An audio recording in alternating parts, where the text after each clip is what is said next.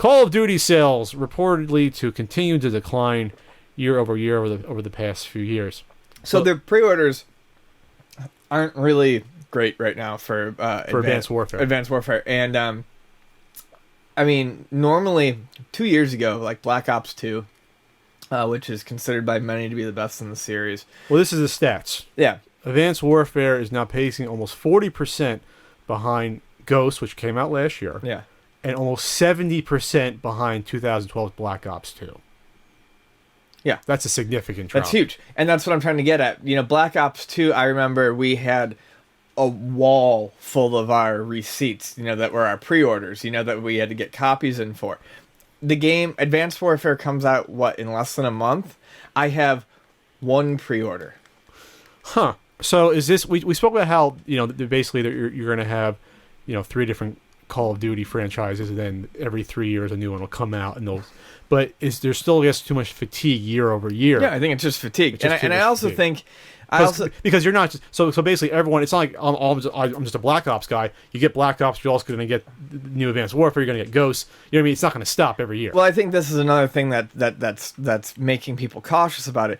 Black Ops 2, like I said, I don't play these, so if people are going to come at me in the comments, whatever. But Black Ops 2 seems to be the fan favorite, okay? Could be wrong about that, but from everyone I've talked to, Black Ops 2 was the pinnacle of the series, okay? Mm-hmm. So you had the pinnacle of the series, and then you had Ghosts come out.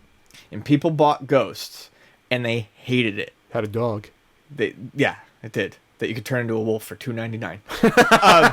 Yeah, and people couldn't... people hated it. I had people trading in their copies of Ghosts to get back Black Ops 2. So Black Ops 2... So you have a really good one followed by a really shitty one, and then people start to realize now with this one, you know, why take the risk if I can just keep playing Black Ops 2? People are finally realizing I don't need to buy this every year if I have the best one right here. And plus, a first-person... I'd hate to say it that a first-person shooter's life on a good first-person shooter is only a year lifespan. Yeah. A good first-person shooter should play for like 2-3 years at least. Oh, yeah. And while they have DLC, and not even DLC, have enough game modes to keep it interesting and keep rediscovering it. Like an Unreal Tournament, when they were making that fucking game, which is the best first-person shooter series ever, it would come out every 3 or 4 years. Don't roll your eyes. Every 3 or 4 years in between, which is a perfect amount of time to do it. You know. I like Quake 3. Sure you do. Well, you're a heathen. Yeah.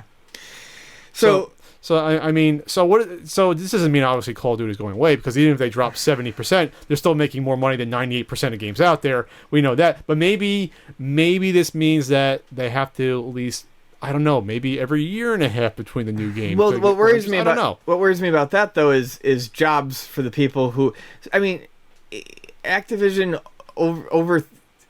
overestimates the popularity of games. They think these things are evergreen, like they did with Guitar Hero, and they thought COD was going to be evergreen, and they have 3 teams working on Call of Duty now. Yeah. What if the sales on this prove to be bullshit, and they realize suddenly we can't have 3 teams working on Call of Duty, and they have to scale back again? People are going to lose jobs because they can't stop fucking milking a cash cow when they see the signs on the wall. It's not just that. The production costs of these games keep going up and up, too. Right. I mean, and I love them, but we've got fucking Kevin Spacey in this one. That's not cheap. They didn't get Kevin Spacey for a couple $100. No. You know, that was probably hundreds of thousands of dollars just to get him to do motion, capture. Yeah. You know what I mean? So that's right there. That's, all right, doesn't work out. That's like, I don't know, 7 employees' salaries.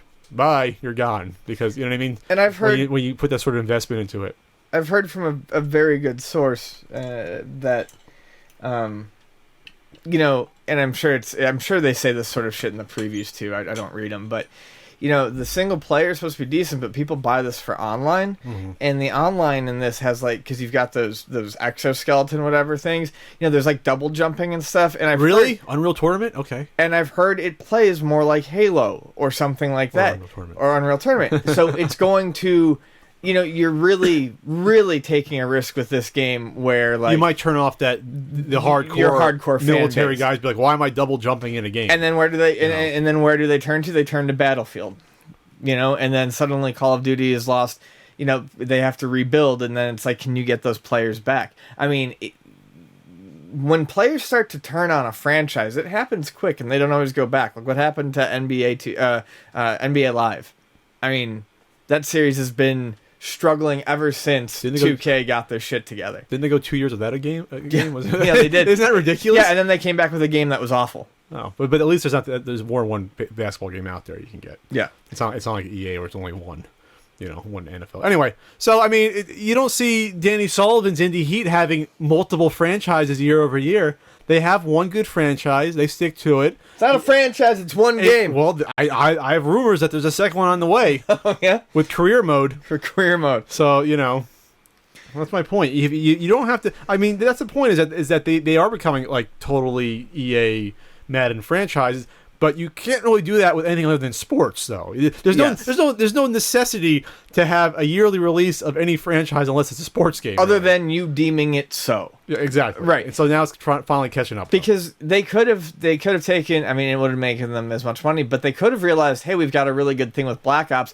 and continued to reach map expansions, and just let those same core gameplay principles that people liked be what drives, because you're still going to sell more copies of it. I mean, at a slower pace, but then you've got money coming in from DLC. Whatever. Anyways, fucking Christ. Next topic.